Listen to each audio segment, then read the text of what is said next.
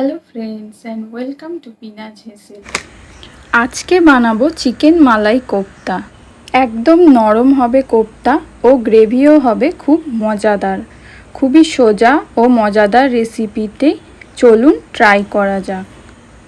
এখানে আমি নিয়ে নিয়েছি 500 গ্রাম পরিমাণ বোনলেস চিকেন।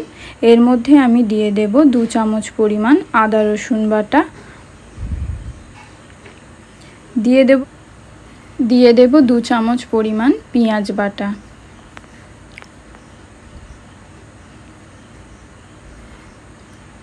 দিয়ে দেব 1 চামচ পরিমাণ লঙ্কা গুঁড়ো, 1 চামচ পরিমাণ গরম মশলা গুঁড়ো,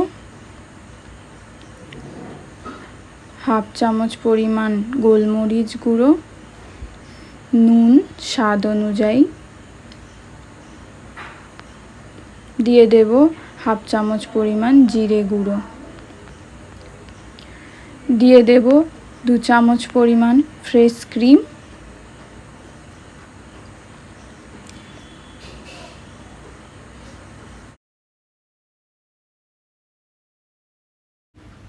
দিয়ে দেব 1 চামচ পরিমাণ বাটার ও অল্প ধনেপাতা কুচি। এর সাথেই দিয়ে দেব 2টো কাঁচা লঙ্কা ও 3টি পাউরুটি স্লাইস। পাউরুটির বদলে ভাজা বেসনও ব্যবহার করা যেতে পারে। এগুলো সব আমি একটি মিক্সির জারে স্মুথ গ্রাইন্ড করে নেব। কিমা আমার তৈরি, একেবারে স্মুথ গ্রাইন্ড করা হয়ে গেছে। এবার আমি এগুলোকে বলের আকারে শেপ দিয়ে কোফতা বানিয়ে নেব।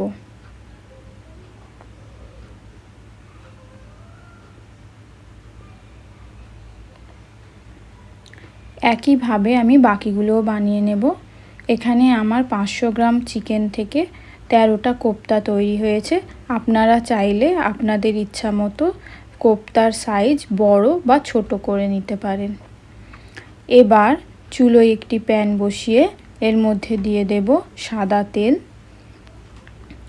তেল গরম হলে এর মধ্যে দিয়ে দেব বানিয়ে রাখা কোফতাগুলো। কোফতাগুলো আমি হালকা আঁচে ফ্রাই করব। গোল্ডেন কালার আসা পর্যন্ত কোফতাগুলো আমি ফ্রাই করে নেব। কোফতাগুলো আমার ফ্রাই করা হয়ে গেছে। এবার তেল ঝরিয়ে তুলে নেব। ওই একই প্যানে দিয়ে দেব 2 চামচ পরিমাণ তেল। কোফতা ভাজা তেলটাই আমি ব্যবহার করেছি, তেলটা আমি ছেঁকে নিয়েছি। এর মধ্যে দিয়ে দেব একটা মিডিয়াম সাইজের পেঁয়াজ মোটা মোটা করে কাটা, দিয়ে দেব 10-12টা কাজু বাদাম, দিয়ে দেব 2টো কাঁচা লঙ্কা। এগুলো সব আমি অল্প আঁচে 4 থেকে 5 মিনিট ভেজে নেব।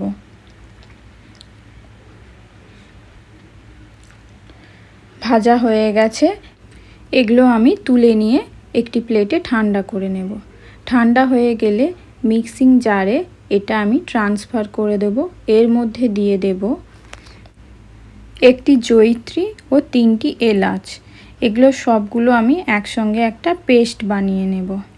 এবার ওই একই কড়ার মধ্যে আমি দিয়ে দেব 2 চামচ পরিমাণ সাদা তেল। তেল গরম হলে দিয়ে দেব 2টি দারচিনির টুকরো,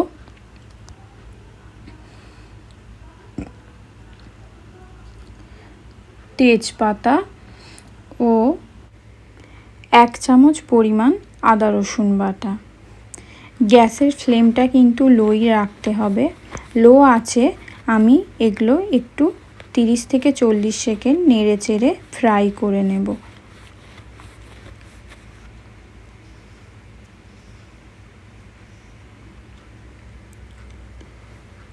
ফ্রাই করা হয়ে গেছে। এই পর্যায়ে এর মধ্যে দিয়ে দেব পেঁয়াজ ও কাজু বাদামের বানিয়ে রাখা পেস্টটাও মশলার সঙ্গে নেড়ে চেড়ে ভালোভাবে 3 থেকে 4 মিনিট ভেজে নেব। গ্যাসের ফ্লেম লোতেই রাখতে হবে। মশলা আমার ভাজা ভাজা হয়ে এসছে। এই সময় এর মধ্যে দিয়ে দেব নুন গোলমরিচ গুঁড়ো হাফ চামচ, গরম মশলা গুঁড়ো হাফ চামচ, জিরে গুঁড়ো হাফ চামচ।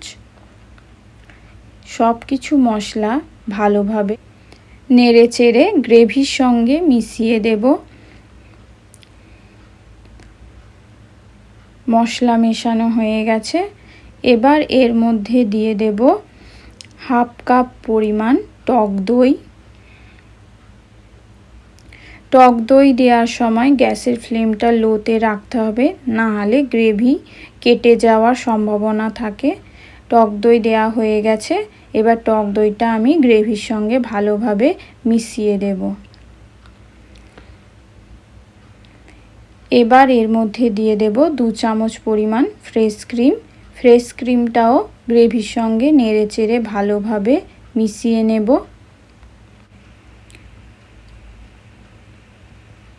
ফ্রেশ ক্রিমও গ্রেভির সঙ্গে ভালোভাবে মেশানো হয়ে গেছে। এখানে আমার গ্রেভিটা একটু ঠিক লাগছে, তাই আমি এই পর্যায়ে এর মধ্যে দিয়ে দেব 3 থেকে 4 চামচ পরিমাণ জল।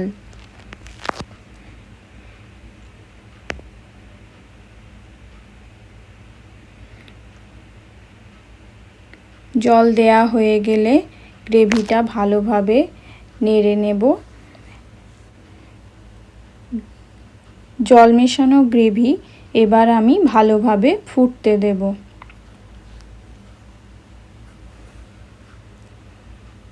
গ্রেভি ফুটে উঠলে এর মধ্যে দিয়ে দেব বানিয়ে রাখা কোপ্তাগুলো। কোপ্তাগুলো গ্রেভির মধ্যে ভালোভাবে নেড়ে চেড়ে মিশিয়ে দেব। এবার এটাকে ঢাকা দিয়ে রান্না হতে দেব 15 থেকে 20 মিনিট।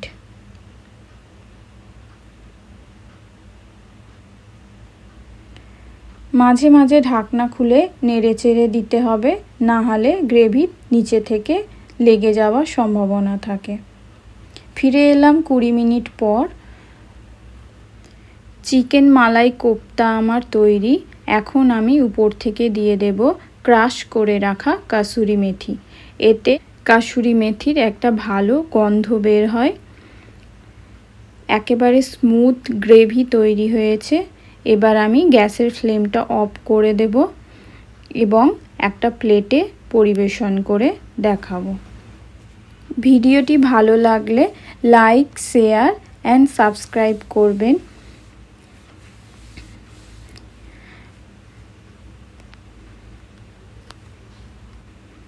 তৈরি চিকেন মালাই কোপ্তা। এবার আমি আপনাদেরকে একটা কেটে দেখাবো।